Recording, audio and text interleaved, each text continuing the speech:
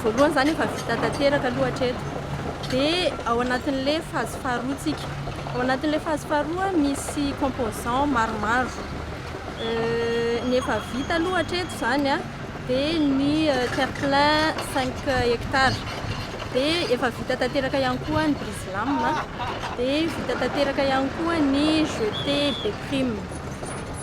Ankoatran'izay a misy sous-station électrique anankiray koa efa vita tanteraka.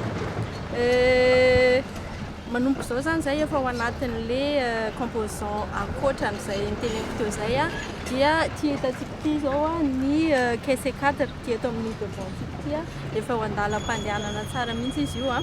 Dia ery amoron-dranomasina koa misy JETEE anankiefatra koa tokony handeha, anankiroa nefa mandeha amin'izao a, dia roa sisa no mbola ho atao ankoatran'izay.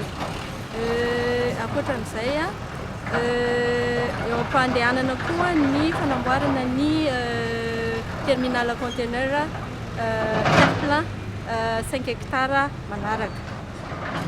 Io zany a fanitarana an'le Quai C4 dia ahafahan'ny sambo miantsona, sambo lehibe miantsona eo.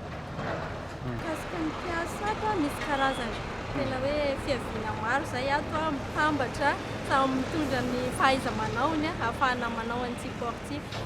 Misy ny japonais, misy ny indiana, misy ny Myanmar, misy ny malagasy be da be tsika ato fandrimbona amin'izy ity. Dia samy mitondra fahaiza-manaony avokoa ny rehetrarehetra. Dia isaorana be da be tsika gasy surtout satria tena fandrimbona be tsika gasy, maro tsika gasy no ato. Asa aloha zany hatreto vinavinaina ho vita hatrany amin'ny 2026.